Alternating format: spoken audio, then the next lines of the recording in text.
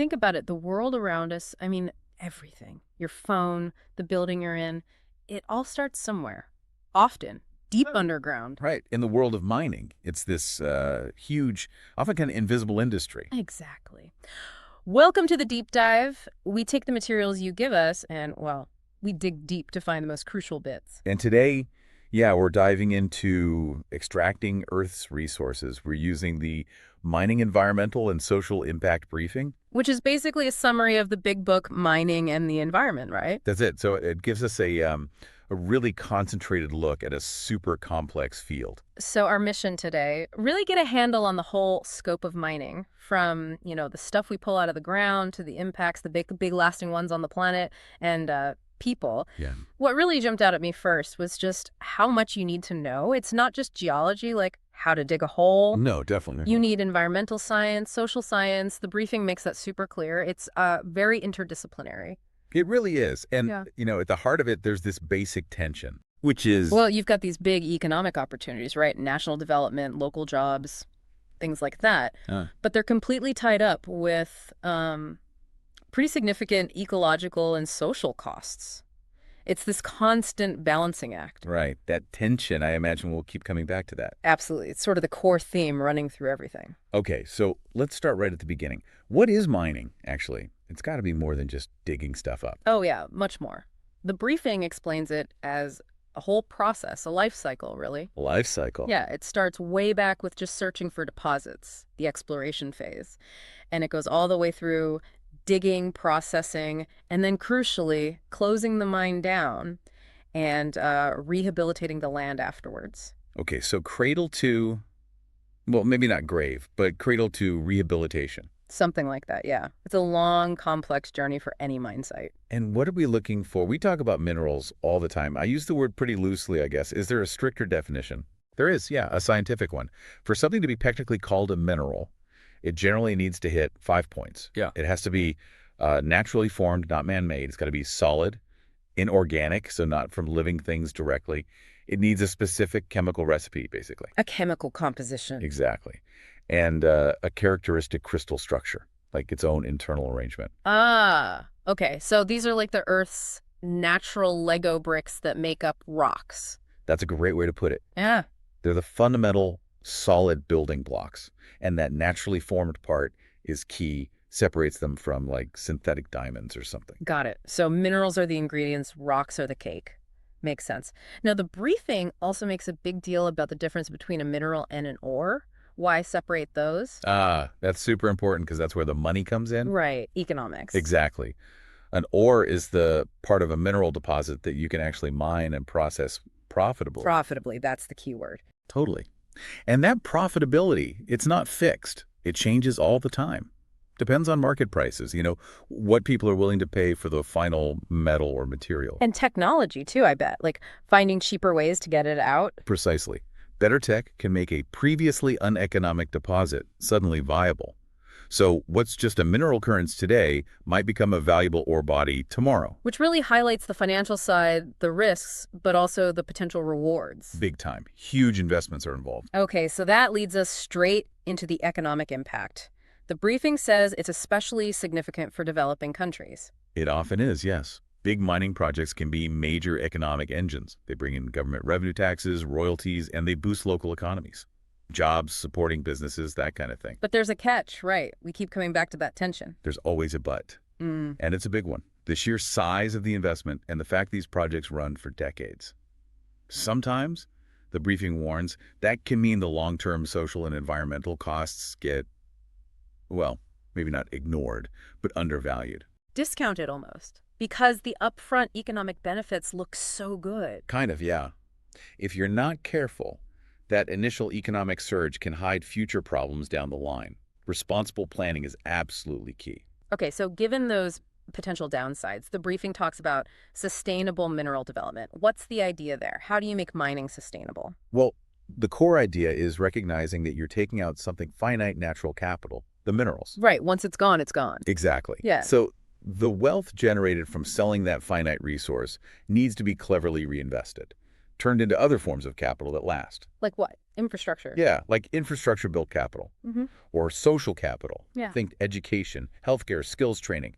The goal is to make sure the region is actually better off overall, economically and socially, after the mine closes than it was before it opened. You need to maintain or even grow the total stock of capital. Okay, converting natural wealth into lasting community wealth. That makes sense. So we've got the basics down. Let's walk through the life of a mine. Where does it all start? It usually kicks off with exploration. Looking for the good stuff. Pretty much. It's part desk work, part field work. You're reviewing geological maps, maybe old mining records, satellite data. So a lot happens before anyone even puts a shovel in the ground. Oh, yeah. The briefing actually mentions that a lot of the initial target selection happens in the office.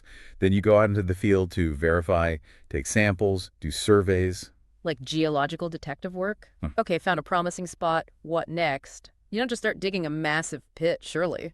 No, definitely not. The next crucial step is the feasibility study. Assessing if it actually makes sense. Exactly. This is a really deep dive into whether a potential mine is technically possible and economically viable.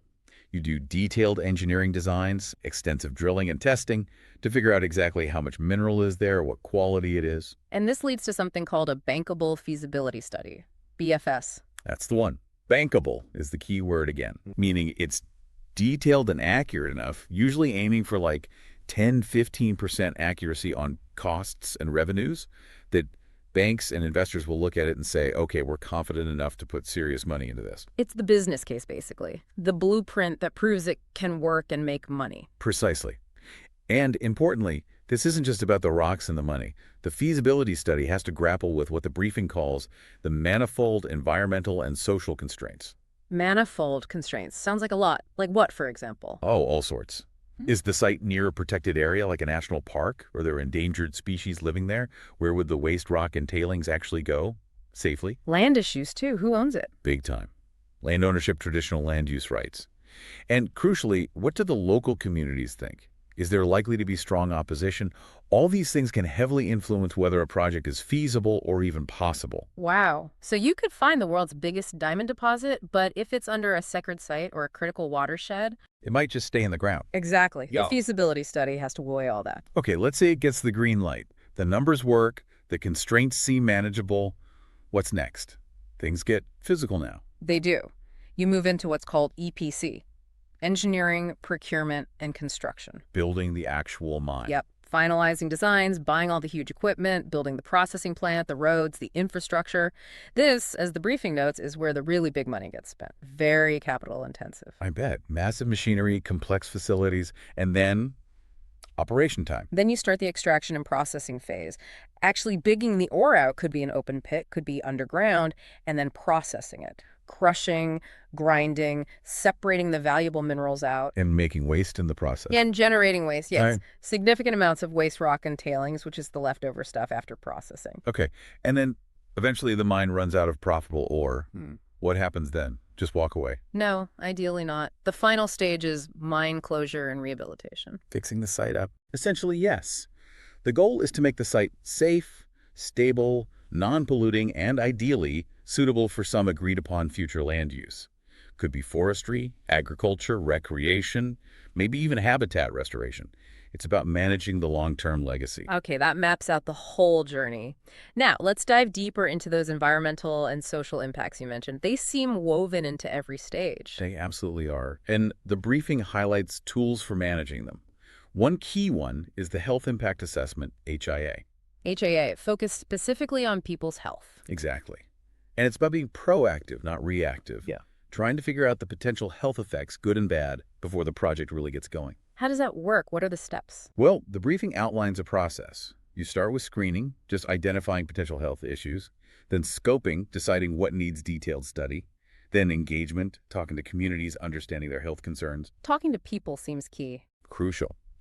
Then you might do baseline health surveys, assess the likely impacts, figure out how to manage or mitigate the negative ones, and finally, set up monitoring to track things over time. It's quite systematic. And that community engagement part you mentioned, it sounds like more than just a tick box exercise in the briefing.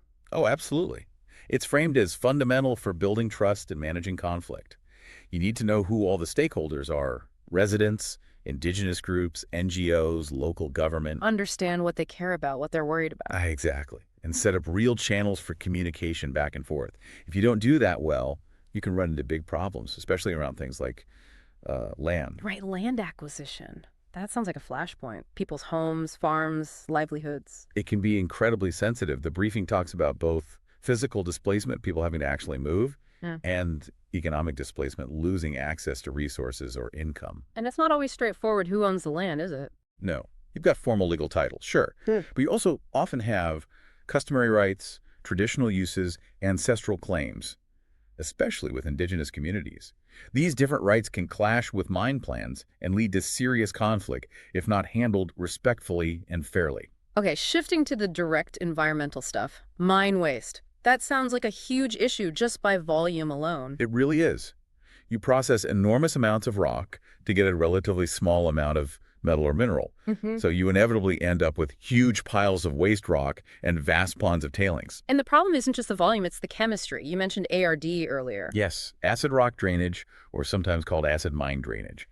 This is a major, major concern, especially if the waste rock or tailings contain sulfide minerals. Sulfides, like fool's gold. Pyrite. Pyrite is a common one, yeah. When those sulfide minerals get exposed to air and water, which happens in mine workings, waste piles, tailings dams, a chemical reaction starts up. Like rusting, but worse. Kind of. It produces sulfuric acid. And that acid then does two bad things.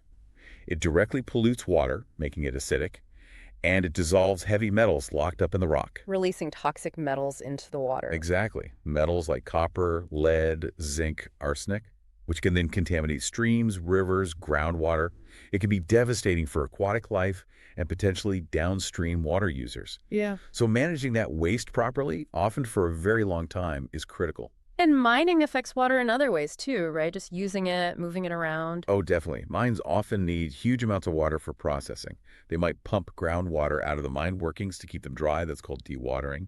And it can lower local water tables. And just reshaping the landscape changes how water flows. Plus the direct contamination from mine water runoff, the effluents and seepage from those tailings ponds we mentioned. Right. That can carry acidity, metals, processing chemicals, lots of potential contaminants. What about air quality? Dust, I imagine. Dust, certainly.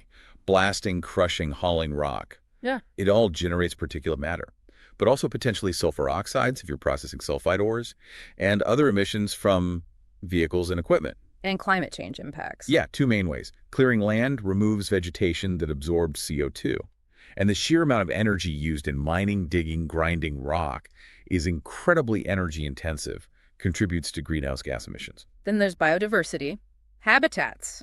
Seems almost impossible to dig a giant hole without impacting local plants and animals. It's a major challenge. Habitat loss and degradation are pretty much unavoidable to some extent. The key is assessment, understanding what's there, and then mitigation. Trying to minimize the footprint, maybe setting aside other areas for conservation, or restoring habitat afterwards. The briefing also dives into the metals themselves. They're not all the same, obviously. Not at all. Some metals are essential for life in tiny amounts. Others are toxic even at low levels. And a really key point the briefing makes is that metals are persistent. Meaning they don't break down. Exactly. Unlike, say, many organic pollutants that can biodegrade over time, metals stick around in the environment, in soil, in sediments, in water. So metal pollution can be a very long-term problem. And whether they cause harm depends on things like pH. Right. The acidity or alkalinity of the water or soil, the pH, really affects how soluble metals are. That means how easily they dissolve and move around, and also how bioavailable they are, how easily living things can absorb them. Which brings us back to ARD again. That acid doesn't just pollute, it makes the metals more mobile and available. That's a key part of why ARD is such a problem. It unlocks and spreads the metals. The briefing mentions specific lab tests, like ABA and NAG tests, that geochemists use to predict if rocks are likely to generate acid. So you can test for it beforehand? You can, yeah, to try and predict the risk.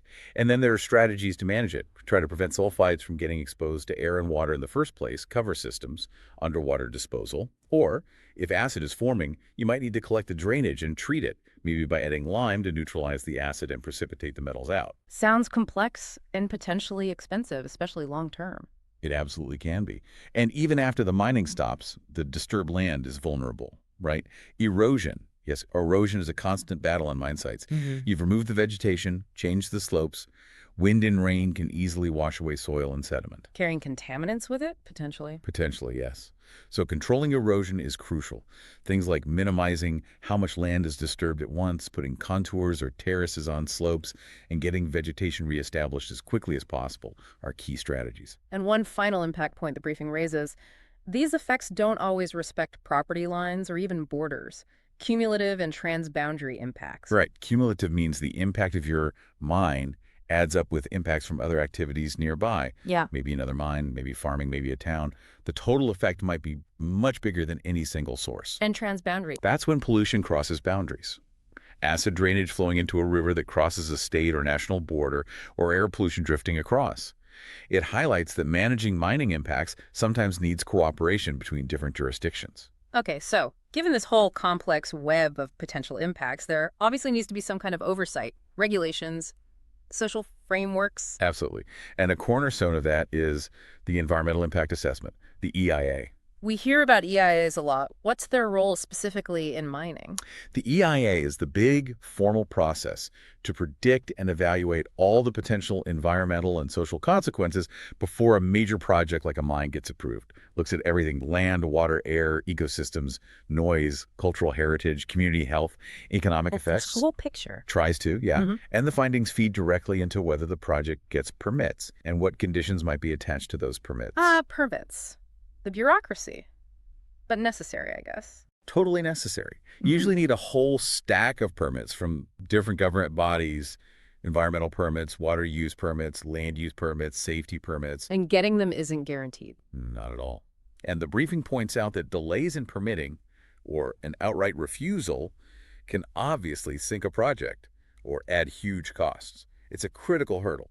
Beyond the legal stuff, what about the company's role in the community? Social responsibility. Yeah, that's increasingly important. Responsible companies are expected to go beyond just minimizing harm and actually contribute positively to local community development. How? Things like investing in local infrastructure, supporting education or health programs, capacity building, they call it. Maybe partnering with the community on projects they identify. It's about aiming for long-term benefits that outlast the mine itself, and fostering a respectful company culture is part of that too. And the briefing makes a special point about indigenous peoples, doesn't it? It does, because mining very often happens on or near indigenous lands, and the impacts can be particularly profound for them. Because of their deep connection to the land? Exactly. Their culture, spirituality, traditional livelihoods are often intrinsically tied to their ancestral territories. So the briefing stresses recognizing their rights, self-identification, their connection to territories, their own traditional institutions and ways of making decisions. Meaningful engagement is absolutely crucial. Okay. So looking at the bigger picture again, are there ongoing challenges the sector is still grappling with? It's not like everything's solved. Far from it. The briefing touches on a few things. It mentions the historical problem of salting, faking samples. The Bre-X scandal in the 90s was a huge example of that, a major fraud. A reminder that things can go wrong. Definitely. But the more fundamental ongoing challenges are still there. That core tension, balancing economic benefits against the environmental and social costs, that hasn't gone away. And managing the long-term legacies, like those persistent metals. That's a huge one. Dealing with pollution that can last for centuries is a massive technical and financial challenge. And the industry is constantly having to adapt to changing metal prices, new technologies, and importantly, rising societal expectations around environmental performance and sustainability. So if we wrap this all up, this deep dive using the briefing on mining and the environment, it paints a picture of something incredibly complex, doesn't it? Absolutely. It's way, way more than just digging. It's economics, geology, engineering, chemistry, ecology, sociology, politics, all wrapped up together. Huge economic potential, yes, but tied directly to really significant environmental and social considerations at every single step. Yeah, from understanding what a mineral is scientifically to figuring out how to deal with acid drainage decades after a mine closes. Knowing these layers really gives you a different perspective, I think. A much more informed perspective on where the materials that build our modern world actually come from. And it definitely makes you stop and think, doesn't it, about the true costs, not just the dollar cost of the stuff we use every day. Maybe that's the final thought for you, the listener. What is the real price of the materials in your life, considering everything we've just talked about? Something to chew on.